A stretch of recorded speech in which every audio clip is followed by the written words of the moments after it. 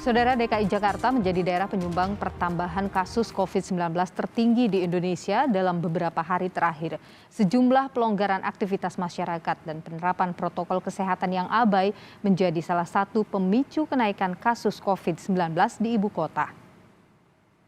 Sejumlah pelonggaran yang diberikan pada PPKM level 3 kini harus segera disikapi melihat dengan jumlah pertumbuhan kasus di Indonesia, yang mana DKI Jakarta sebagai penyumbang kasus baru tertinggi di Indonesia.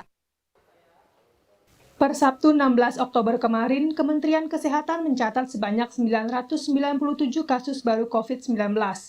Total kasus aktif kini sebanyak 18.746 kasus. DKI Jakarta menjadi penyumbang terbanyak dengan 154 kasus. Hal ini tentu membawa kekhawatiran sendiri bagi warga Jakarta yang kami temui tengah berolahraga di kawasan Gelora Bung Karno, Jakarta. Sebenarnya kekhawatiran tetap ada ya, tapi kan kita bagaimana kita menjaga protokol kesehatan aja sih sebenarnya. Kayak kita tetap pakai masker apabila lagi berkerumun, terus kemudian juga ini kan ruang terbuka ya, jadi kita worry-nya tuh lebih rendah sih kalau di ruang terbuka. Jadi kita lebih hindari ruang-ruang yang lebih tertutup sih, kayak gitu. Ketidakseimbangan antara jumlah pengunjung dengan petugas saya pikir. Oh, gimana tuh Mas? Ya, karena memang pengunjungnya di kala weekend memang kan cukup membludak saya pikir, dan berbanding terbalik dengan petugas yang bertugas memang yang nggak seberapa banyak. Jadi saya pikir juga salah satu yang harus dievaluasi lah. Banyaknya petugas harus diterjunkan sih untuk mengingatkan. Menurut epidemiolog Griffith University, Diki Budiman, tingginya kasus COVID-19 di DKI Jakarta menjadi alarm bagi pemerintah Indonesia. Kenaikan kasus di DKI Jakarta bisa jadi gambaran bahwa perlahan-lahan Indonesia mulai memasuki gelombang ketiga COVID-19.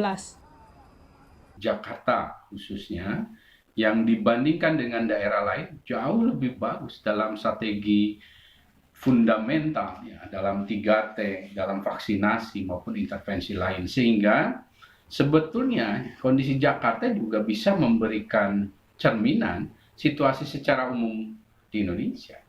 Karena dengan deteksi yang cepat, dengan deteksi yang baik, kita bisa melihat situasi yang terjadi di masyarakat dengan cepat.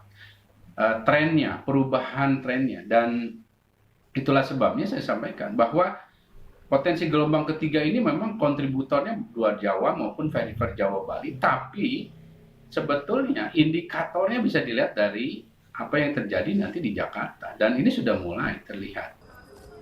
Meski jumlah kasus COVID-19 di Indonesia sudah jauh mereda dibandingkan pada bulan Mei-Agustus lalu, namun bukan berarti masyarakat abai dalam menerapkan protokol kesehatan. Tetap memakai masker dan vaksinasi menjadi salah satu cara agar kita terhindar dari gelombang ketiga COVID-19.